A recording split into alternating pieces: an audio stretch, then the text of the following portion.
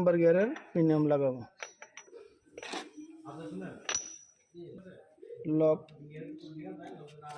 লকটা লাগিয়ে ফেলাইছি। প্রিমিয়ামটা একটা হাফ ডাউন করবে, আর এই যে হাফটা লাগাবো, হাফসের যে কিনারটা কাটা এটা লকের ভিতরে দিয়ে দেবো, লকের দিকে।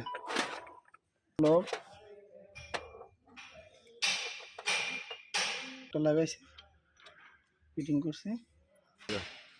এই যে আমরা 1-2 গ্যালারি এবং এই যে ফ্রকটা সহকারে একসাথে ঢুকাইতে হবে।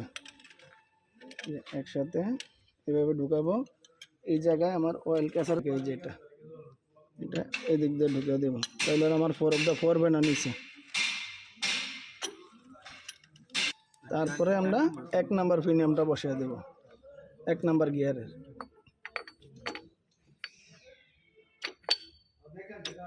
এই যে একটা ওয়াশার বসবে, এই জায়গায় 2 মাথায় কান আছে। এটা লাগানোর সময় অবশ্যই আমরা গিরিজ দিয়ে বসাই দেব, লইরা না যায় এবং পরে না যায়।